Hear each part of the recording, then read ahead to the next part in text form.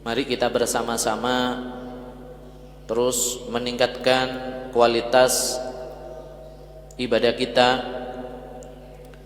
kualitas sholatnya, baca Qur'annya, dan ibadah-ibadah yang lainnya, sehingga di sisa 2 pekan puasa Ramadan ini kita bisa memaksimalkan sebaik mungkin, sehingga nanti kita menjadi orang yang sukses, menjadi orang yang berhasil melaksanakan ibadah puasa Ramadan. Sebab Allah Subhanahu wa taala telah memberi isyarat bahwasanya tidak semua orang yang berpuasa itu berhasil melaksanakan ibadah puasanya. Rasul sallallahu alaihi wasallam juga bersabda, "Kan min shaimin laisa lahu illa ju' wal 'atas." Betapa banyak orang melaksanakan puasa, bersemangat melaksanakan puasa, tapi mereka tidak mendapatkan apa-apa kecuali lapar dan dahaga.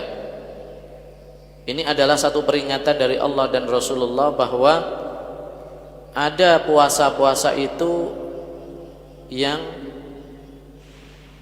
hasilnya hanya lapar dan dahaga, tidak ada pahalanya dan tidak menjadikan orang itu bertakwa kepada Allah.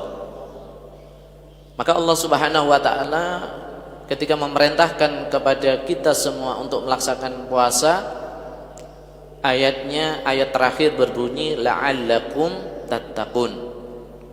Orang yang sukses berhasil dalam berpuasa itu nanti gelar predikatnya adalah muttaqun, orang yang bertakwa. Di situ ada kalimat la'allakum, supaya kamu bertakwa. Itu juga mengandung pemahaman bahwa ada orang yang berpuasa tapi tidak menjadikan bertakwa.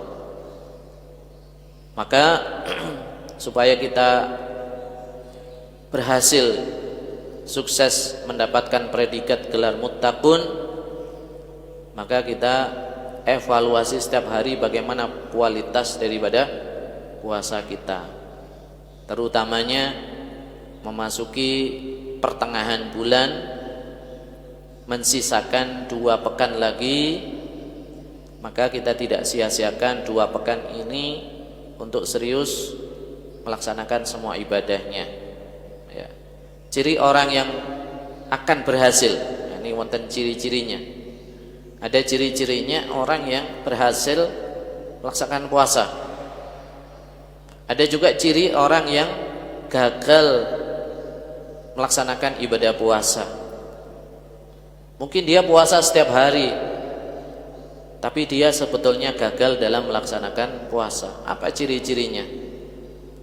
Salah satu ciri orang yang tidak berhasil melaksanakan puasa itu adalah kebiasaannya sebelum dan ketika puasa itu sama saja. Sedangkan orang yang berhasil adalah orang yang ada perubahan dalam dirinya ketika masuk bulan puasa. Selama bulan puasa ada perubahan, ada hal yang baru. Biasanya mboten sholat jamaah, bulan Ramadan sholat jamaah. Biasanya jarang-jarang baca Quran, ketika puasa rajin baca Quran. Biasanya tidak pernah berzikir, maka masuk bulan puasa diperbanyak setiap saat, setiap hari berzikir kepada Allah. Nah, ini adalah salah satu di antara tanda orang itu berhasil dalam puasanya. Mudah-mudahan kita senantiasa diberi taufik oleh Allah sehingga puasa kita tidak sia-sia, tidak hanya mendapatkan lapar dan dahaga, dan nanti dibalas oleh Allah dengan berlipat ganda.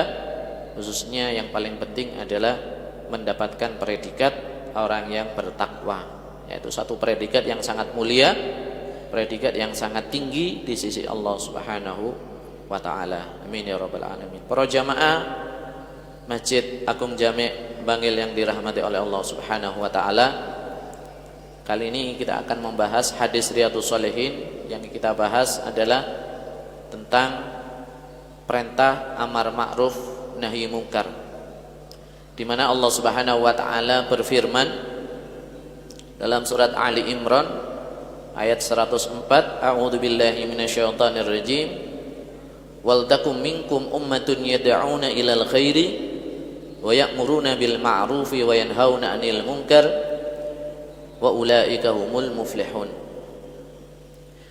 Dalam ayat yang lain di surat yang sama, Allah Subhanahu wa taala juga berfirman, kuntum khaira ummatin ukhrijat lin-nasi ta'muruna bil ma'ruf wa tanhauna 'anil munkar.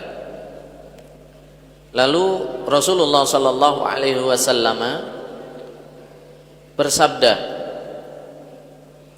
yang diriwayatkan oleh Abu Sa'id Al-Khudri radhiyallahu anhu, man ra'a minkum munkaran falyughayyir biyadihi fa illam yastati fa bilisani fa illam yastati fa biqalbihi wa dzalika adhaful iman, rawahu Muslim.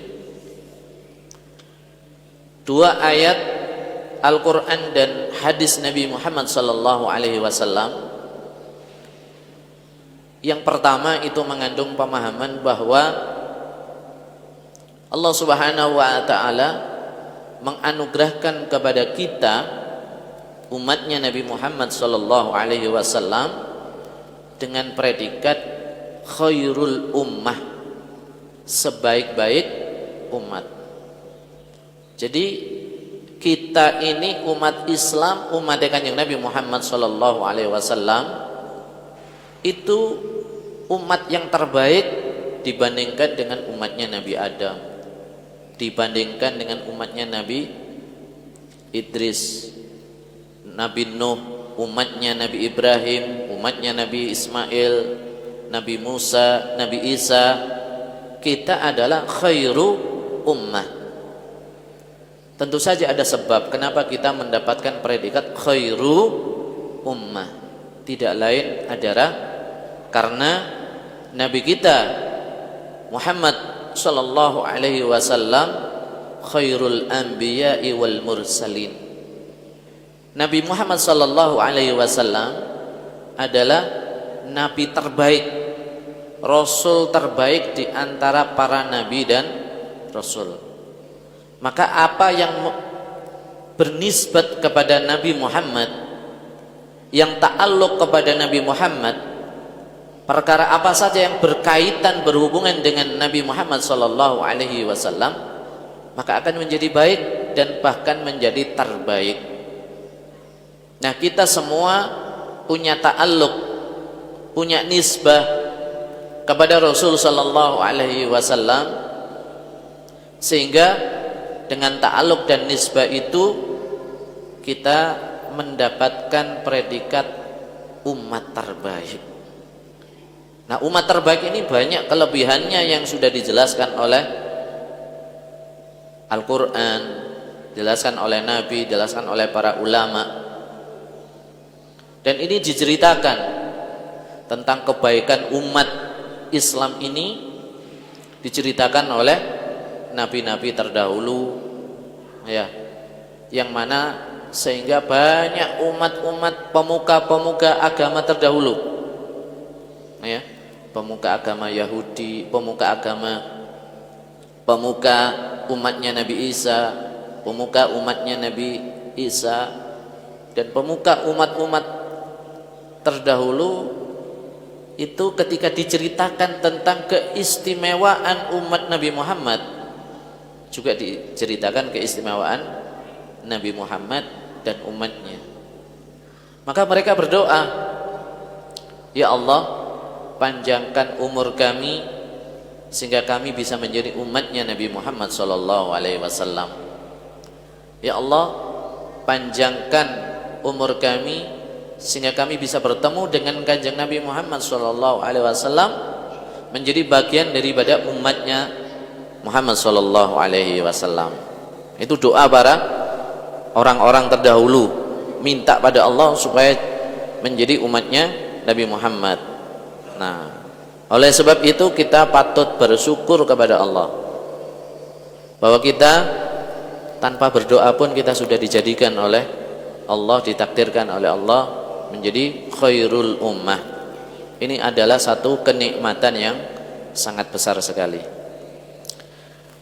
Nah, akan tetapi dalam Al-Quran dan hadis Nabi Muhammad SAW tadi, khairul ummah itu siapa? Itu ada syaratnya. Ya, siapa yang bisa menjadi khairul ummah? Apabila dia beramar ma'ruf dan bernahi mungkar. Itu syaratnya. Dan amar ma'ruf nahi mungkar ini satu di antara inti dari ajaran agama Islam. Ya. Satu di antara pilar dalam kita berdakwah kepada Allah Subhanahu wa taala, pilarnya adalah beramar ma'ruf nahi mungkar. Nah, apa itu ma'ruf dan apa itu mungkar? Ma'ruf adalah perkara yang sudah diketahui kebaikannya. Mungkar adalah perkara yang sudah diketahui keburukan dan kejahatannya. Nah, tentu saja niki wonten ukurane. Endi sing diarani ma'ruf, endi sing diarani mungkar. Ini sudah ada ukurannya, timbangannya. Jadi apa yang baik itu adalah apa yang ditimbang oleh syara itu baik, oleh syariat itu baik. Dan keburukan itu adalah apa yang ditimbang oleh syariat itu buruk, maka itu buruk. Al-hasan ma hassanahu asy-syara' wal qabuh ma qabbahahu asy-syara'. Jadi di dunia ini ada yang baik, ada yang buruk. Jadi kapan disebut baik dan kapan disebut buruk itu timbangannya adalah syariat. Maka di sini Imam Nawawi rahimahullah juga menjelaskan akhlak itu ada akhlak yang mahmudah, yang mana akhlak mahmudah ini termasuk ma'ruf, diperintah untuk dilaksanakan.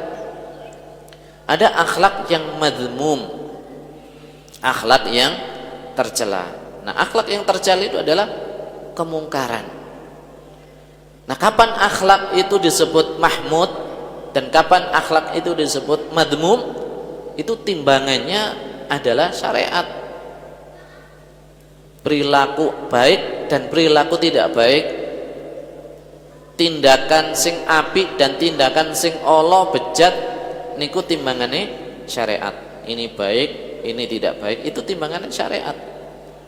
Bukan semata-mata dari akal manusia, karena akal manusia ada batasannya. Akal ada kelebihan, tapi akal manusia banyak kelemahan. Juga pertimbangannya bukan kebiasaan budaya masyarakat tertentu, bukan. Oh, kalau ada budaya masyarakat ini melakukan kebiasaan dilakukan berulang-ulang, oh itu kebiasaannya, adatnya seperti itu. Nah, ini harus ditimbang dengan syariat. Menurut syariat baik apa tidak? Kalau bertentangan dengan syariat maka itu kebiasaan yang buruk, kebiasaan atau tindakan yang tidak baik, ya. Jadi kalau memang itu tidak bertentangan dengan syariat, maka itu diperbolehkan, bahkan bisa menjadi kebaikan. Tradisi, kebiasaan, ya, kalau itu tidak bertentangan dengan syariat, maka itu akan menjadi kebaikan. Nah, misalnya contoh, Di antara akhlaknya perempuan, perempuan itu harus memakai penutup kepala, tubuhnya harus ditutup, ya, memakai jilbab dan memakai penutup. Niki termasuk akhlak yang baik, akhlakul karimah, akhlak mahmudah, akhlak yang baik, ya. Selama dia mengikuti syariat maka disebut akhlak yang baik. Apabila ada wanita membuka auratnya, ya, mohon maaf, sampai hampir semua auratnya terbuka, tapi oh dia kan ahli bersedekah kepada fuqara dan masakin, bersedekah memberi makan fakir miskin, satu kebaikan, ya, satu kebaikan. Kemudian dia menutup badannya, menutup auratnya, itu juga satu kebaikan yang lain. Jika dia tidak menutup maka dia tidak baik. Satu sisi itu dia melakukan kebaikan, satu sisi dia melakukan keburukan. Satu sisi melakukan kebaikan, satu sisi melakukan keburukan. Walaupun dia berkata baik, ya. Maka Abu Ya As-Sayyid Muhammad bin Alwi Al-Maliki itu pernah mengingatkan, zaman sekarang itu gelar perbuatan baik dan gelar perbuatan tidak baik, akhlak sing apik dan akhlak sing tidak baik, itu dibolak-balik oleh masyarakat zaman modern ini, ya. Kalau ada orang ahli gemar sedekah, niku kebaikan, nggih. Terus wonge jujur, wonge amanah kalau kerja, itu satu sisi baik. Tetapi di sisi lain dia menentang Allah Subhanahu wa ta'ala. Menentang berarti maksiat. Di sisi lain dia maksiat kepada Allah, ya. Ahli sedekah tapi tarikus shalah wal iyadu billah, tapi meninggalkan sholat. Bukan meninggalkan sholat jamaah, gak sholat. Wonge jujur, amanah, tapi lek poso Ramadan gak tahu poso, gak ada uzur, gak poso. Ini kata Abu Ya Said Muhammad bin Alwi Al-Maliki, itu sudah terbalik-balik.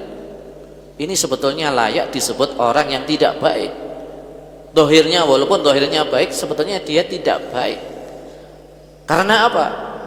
Karena akhlak kepada Allah itu harus lebih diutamakan, dikedepankan. Dan akhlak kepada makhluk, akhlak kepada menungso, itu dasari, itu harus akhlak kepada Allah. Adanya iman nang Gusti Allah, itu dasarnya yang pertama. Jadi banyak orang yang disebut baik gara-gara dia jujur, amanah, padahal dia tarikus sholah, tidak sholat, padahal dia tidak puasa di bulan Ramadan. Justru ini lebih serius, sangat serius. Makanya perbuatan baik, akhlak yang baik itu harus didasari oleh keimanan. Nah, kata beliau, kalau ada orang gak sembahyang, gak poso, terus ahli sedekah, biasanya sedekah itu mboten ikhlas. Mboten ikhlas. Kenapa? Gak duwe iman. Wong gak poso, wong gak sholat itu gak duwe iman sudah. Artinya tidak punya keimanan yang sempurna. Itu dipastikan dia tidak ikhlas itu. Ketika memberi sedekah kepada fakir miskin, tidak ikhlas. Maka di sini ukurannya adalah syariat. Yang ma'ruf ini adalah perkara-perkara yang diketahui oleh syariat itu baik. Ya, mana-mana perbuatan yang diketahui oleh syariat itu baik, maka itu adalah yang ma'ruf. Maka terhadap ma'ruf ini kita diperintah untuk menyuruh orang, menyeru, ya. Jadi sholat, puasa, sedekah, berkata baik, jujur, itu ma'ruf. Itu setiap orang diperintah untuk menyuruh kepada orang yang lainnya, ya. Kalau kita dalam keluarga, kita perintahkan kepada anak dan istri kita, ya, sesuai dengan kapasitas, ya. Anak kita suruh untuk sholat, istri kita suruh untuk sholat, untuk puasa, ya. Di luar keluarga, kalau kita punya umat, kita perintah masyarakat untuk sholat, kita perintah masyarakat untuk puasa. Nah, ini jangan sampai kita sebagai orang Islam ojo sampai ninggal no poso, ojo sampai berat, dosanya berat, konsekuensinya berat, ya, konsekuensinya berat. Kalau nggak ada udzur, mari kita berpuasa. Jangan kita mokel di siang hari, jangan sampai, ya. Nah, ini sudah banyak ini warung-warung buka di bulan Ramadan di siang hari, maksudnya. Sing dodol ambek sing mokel podo dosone. Yang jualan, saya anak soim, saya berpuasa, ya, saya berpuasa. Tapi menyediakan orang yang nggak berpuasa, orang memberi fasilitas orang berdosa, ikut berdosa, itu kemungkaran. Maka ayo, ya, ditutup warung-warung itu, monggo ditutup di siang hari, bukae kajenge maghrib mawon. Sore hari monggo dibuka warung, insya Allah lebih berkah, insya Allah gak melarat, tidak jatuh fakir miskin. Tidak ada ceritanya seorang penjual tutup di siang hari bulan Ramadan jatuh miskin, tidak ada, tidak ada. Justru rezekinya barokah. Nah, barokah ini bukan banyak kecilnya, ya, bukan banyak dan sedikit, ya. Rezeki itu yang paling penting halal dan barokah, ya.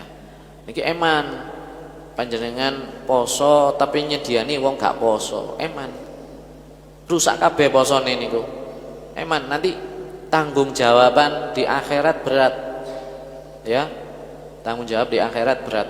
Nah, ini mumpung ada sisa waktu, ya, ada 2 pekan lagi puasa, monggo sedaya poso, ya. Ndak usahlah warung-warung niku buka di siang hari, ndak usah. Bangil niki kota santri, dulu-dulu ndak ada ceritanya warung buka di siang hari, ndak ada. Nah, ini kita yang punya kemampuan, ayo menyeru kepada kebaikan, kita cegah kemungkaran. Sebab niki kewajiban kita. Lek ono sing boten sae ya harus dicegah dengan cara yang baik, dicegah dengan bersama-sama.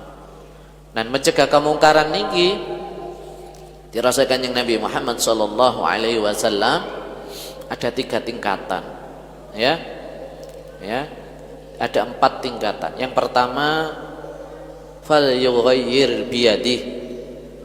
Kemungkaran dicegah dengan tangan, maksudnya dengan tangan, dengan kekuasaan, ya. Kalau kita sebagai suami, ya, kita penguasa di dalam rumah, wajib kita mencegah kemungkaran yang ada di dalam rumah. Kita sebagai suami, kemudian istri tidak berpuasa, wajib dicegah dengan kekuatan kita, kekuasaan kita, wajib. Kita punya anak sudah balik, tidak sholat, ya harus itu dicegah dengan kekuatan kita sebagai seorang pemimpin rumah tangga,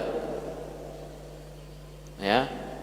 Kemudian kalau dia punya umat, dia punya rakyat, maka wajib itu digunakan, ya,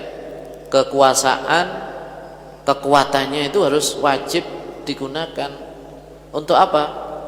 untuk menjaga kemungkaran. Karena hukumnya wajib. Wajib apa? Wajib individu, tiap orang yang punya kuwah, yang punya kekuasaan, itu wajib mencegah. Ya. Ya, seorang suami itu kekuasaannya adalah dalam lingkup keluarga. Ya.